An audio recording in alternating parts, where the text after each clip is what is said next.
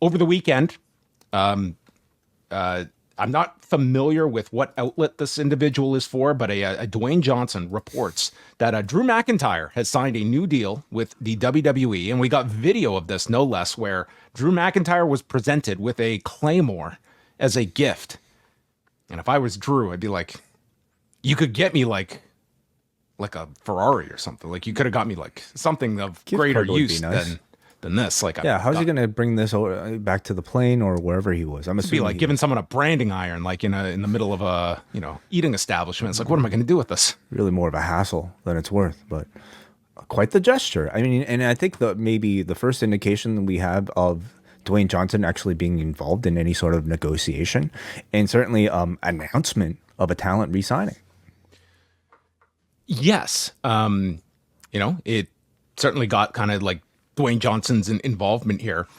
I wouldn't ask you like over this last like 2-3 month period, but I would say over this last year, did you ever think like there was a period where Drew McIntyre leaving might have been to his benefit, or that you thought that maybe whether he takes time off or does explore his options? Because I think it became pretty clear in the last few months, especially the lead up to Mania, that this would seem like a pretty minuscule chance of this deal not being met. Over the past year, I'd probably say no. I mean, obviously, every talent is going to play as if they're going to leave and maybe use AEW or the competitor as a way to negotiate. But for Drew, I mean, for one thing, WWE is so hot right now. I don't see any reason why he would want to leave, even if it was unless it was for significantly more money, which I don't know. I don't know if it would be. I don't know this is fact, but I would be stunned if this is not the largest contract by a sizable amount that he has ever signed. I imagine this is an extremely lucrative deal for him. Yeah. Beyond that, I just think it's the type of character that he is right now is really well suited for a WWE style of television. And I think he already has gone incredibly far. He'll go farther in the WWE than he would in AEW. What if I had asked you that same question when each week he was coming out and telling us about Scottish lore? That would be a very different scenario. Yeah. Mm-hmm. And I don't think Dwayne Johnson would be Instagramming about his re-signing if he kept that character. Yeah, sends him like a book of like limericks or something. Yeah. Mm-hmm. Here's for your next run. I'm incredibly happy for that man. He just has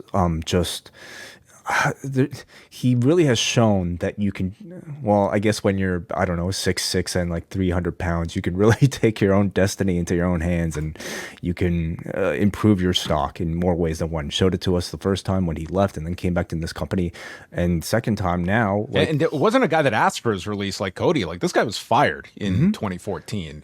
Came back, was very good upon return, became even better in the time since, to the level now where he really does feel like one of the top guys in the entire company. And now that he's fully on, maybe they can actually fully take advantage. Do you see Dwayne Johnson working a program with Drew McIntyre at some point? Is he big enough, and have they drawn enough association with this being so public, this re-signing? I mean, I didn't take that as a signal. I guess you would look at Dwayne Johnson, like if he has it in his mind that he's going to be like, you have the Cody match, and if he's feeling like I can do one match a year, I more look at there was probably a sizable financial investment in Drew McIntyre that he would have to be in sort of that exclusive club of people that if we are going to put Dwayne Johnson in match situations, you would think like he is in that exclusive club of people that there's a handful of. Yeah. Sure. Yeah. Mm-hmm. Is this like is this real? It's a Photoshop. Yeah. Okay, that's what I thought. I don't recall ever seeing this. Man, I'm going to be just You're going to be asking that question a lot in the next 50 years. Not looking forward to it. I might just announce my retirement.